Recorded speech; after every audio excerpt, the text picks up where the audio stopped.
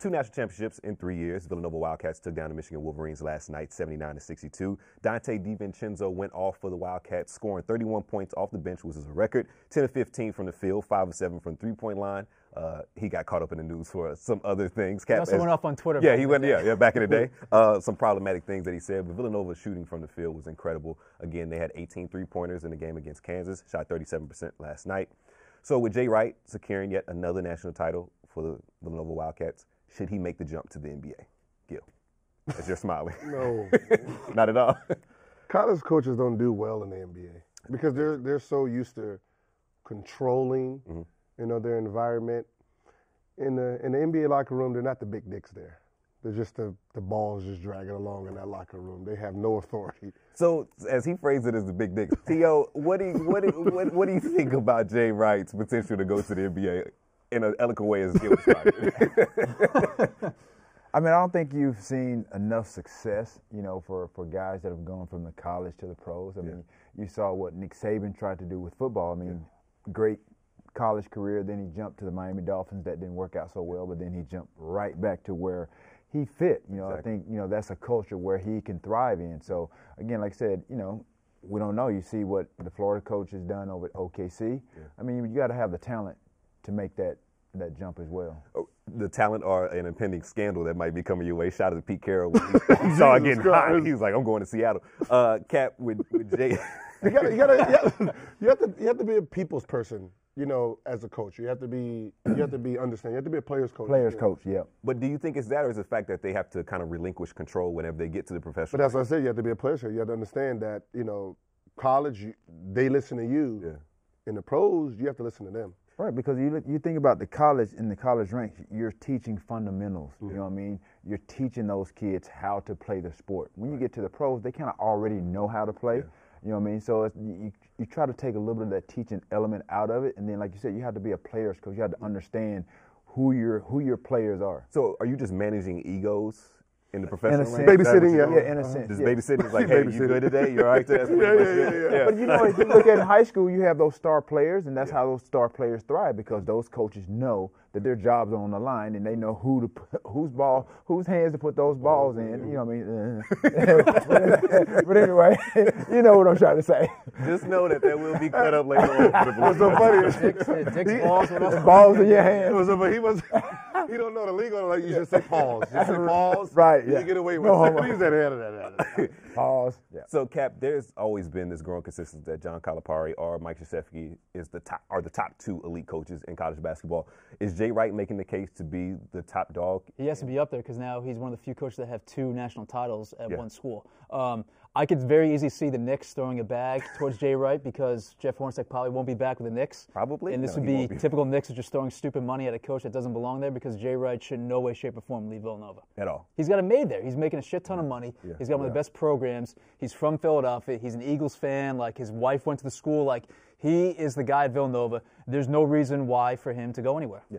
I think college coaches go to the pros just so they can get that under their belt for recruiting. Or do you think it's because they get bored? Like, Billy Donovan was at Florida for years. He won 2 titles. Like, let me just try something else for the hell of it. I think they go up. If they have success, it's like, okay, I did it. If not, they can always get a job back in college. Now they have, I was an NFL coach. Have it on their resume. That's on their resume. T.O., you played in Philly for a couple of years. You know what that fan base is like. You know what that city is like. For Jay Wright to do the things that he's doing and being a homegrown guy, what do you think it's like for him whenever he's in the city? Is just nothing but love? Yeah, absolutely. I mean, those fans are passionate. I mean, when I played there, like I said, I never knew the culture of Philly until I actually was there. Then when I left, again, like I said, I never knew how much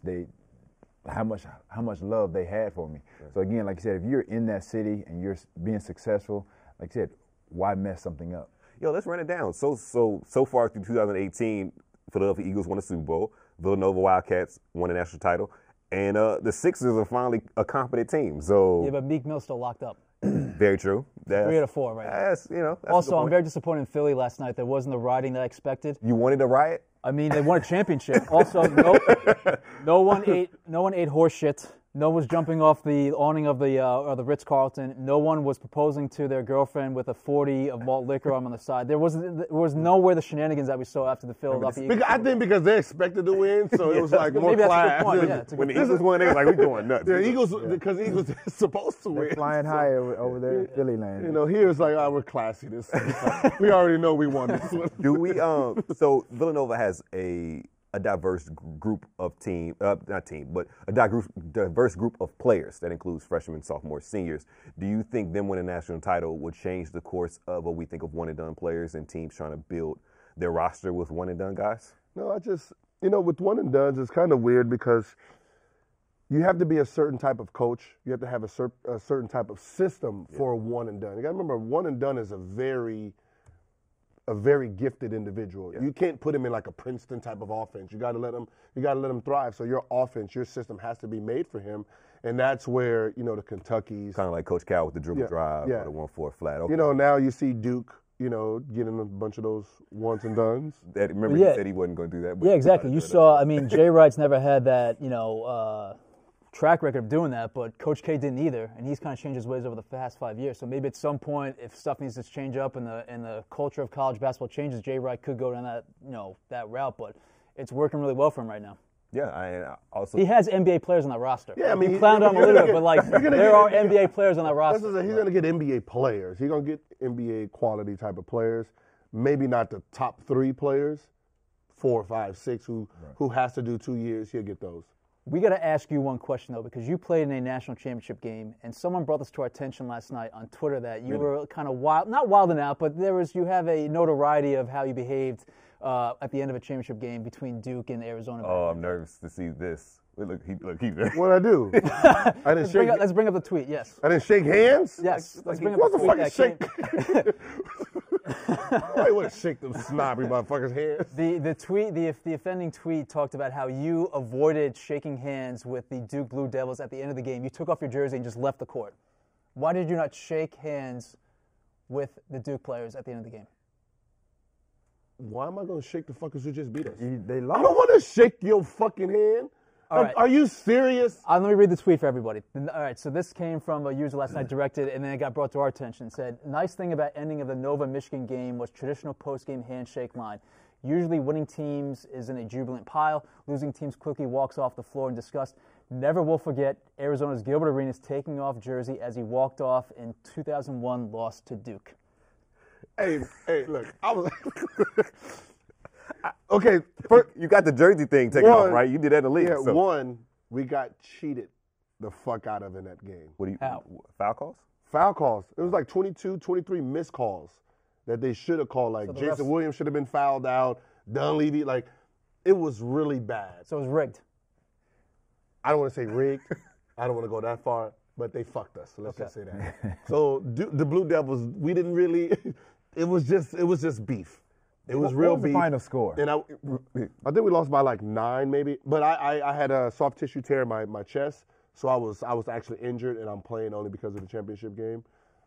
But they cheated us. But it's funny on that tweet. And I don't want to shake their hands. But why did he mention? He said Arizona's Gilbert Arenas? Yes. Like you didn't play in the league for 10 years, or you had nothing else after that. He must have been a Duke fan. He had to be a Duke. And that just stuck in their head. I wasn't shaking their hands. I didn't even shake when Dunleavy was on the Golden State Warriors, I wouldn't shake his hand. It's like, boom, boom, boom. Well, yes. Shout out to I still see Duke in you. Shout out to Dino Strigonis for bringing it to our attention. We had to get the story out there, but yes. Yeah. That was not surprised to hear about this. That was a bad one, losing to them, because me and Dunleavy played on the same AAU team, and we were always camped together. Like, we always asked for each other. So from 9th grade to our senior year, we were together. Then he beats me in college. Then we draft him. Oh. And is that game where your hatred of Coach K began? Yeah. And then it continued. Starting point, yes. Later on. It's continued Yep. for the next 17 years. And now you want to have him investigated by the NCAA. Oh, no. He needs to be. Oh, he needs to be. He's dirty. Trust me. Bagley, you done fucked him. They're all dirty. That is hilarious.